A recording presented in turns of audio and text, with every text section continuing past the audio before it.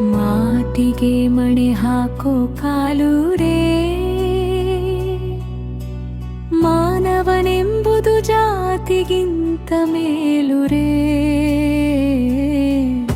ಹೆಣ್ಣಿನ ಗೌರವ ಕಾಪಾಡೋದು ಸಂಸ್ಕೃತಿ ಹೇಳುವ ಬಾವುಟಾರೆ. ಅಂತ್ಯ ಪಲ್ಲವಿ ಸರಿ ತಪ್ಪ ತೂಕ ಹಾಕು, ಮಾತಿನಲ್ಲಿ ಮಧುರ ಹಾಕು. ಗೌರವ ಕೊಡೋದು ಮಾನವನ ಧರ್ಮವಯ್ಯ.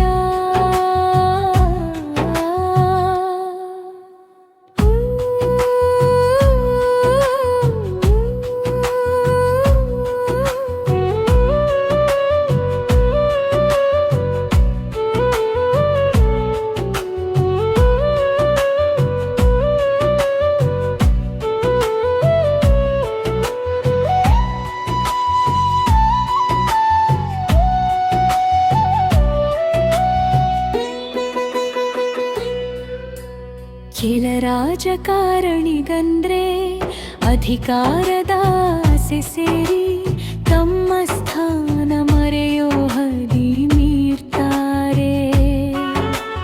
ಮಾತನ್ನೇ ಮದ್ದು ಅಂತ ವ್ಯವಸ್ಥೆ ಗದ್ದುಗೆಯಂತೆ ಬೇರೆ ಯಾರನ್ನೂ ಲೆಕ್ಕಿಸದೆ ವರ್ತಿಸ್ತಾರೆ. ಹೆಣ್ಣು ಮಕ್ಕಳ ಮೇಲೆ, ಹೆಣ್ಣು ನಾಯಕಿಯ ಮೇಲೆ ಈ ಕವಚನ ಮಾತು ನಾಚಿಕೆ ತರ್ತದೆ. ಗೌರವ ಕೊಡದವನಿಗೆ ಮಣೆ ಹಾಕೋ ಕಾಲು, ಜನರೇ ಶಿಕ್ಷೆ ಕೊಡ್ತಾರೆ. ಹೆಣ್ಣು ಮನೆ ಮಾತಲ್ಲ, ಹೊಸ ಕಾಲದ ಭಗೀರಥಿ. ದೇಶವನ್ನೇ ನಡೆಸುವ ಶಕ್ತಿ ಅವಳಲ್ಲಿದೆ. ರಾಜಕೀಯ ಮಂಟಪದಲ್ಲೂ ದಾರಪಾಲ ಹೊತ್ತವಯು, ಅವಳನ್ನು ತುಚ್ಛ ಮಾಡಲು ಯಾಕಯ್ಯ ಹೋರಾಟ. ಕಾಲ ಬದಲಾಗಿತ್ತು, ಮನುಜ ಬದಲಾಗಬೇಕು. ಹಳೆಯ ಗರ್ವ ಬಿಟ್ಟು ಮನಸ್ಸು ಬೆಳೆಯಬೇಕು.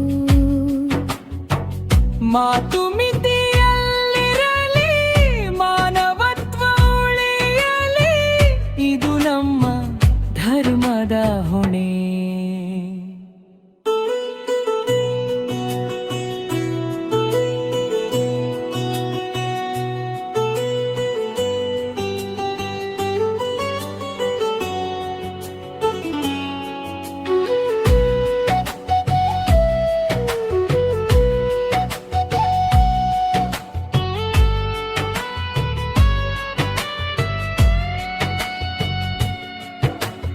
ಓಟು ಕೇಳುವಾಗಲೆಲ್ಲ ಮನೆಯ ಮನೆ ತಟ್ಟುವಿರಿ, ಅಲ್ಲಿ ಹೆಣ್ಣು ಮಗುವದ್ದುನಿಂದ ಆಶೀರ್ವಾದ ಬೇಕೆ.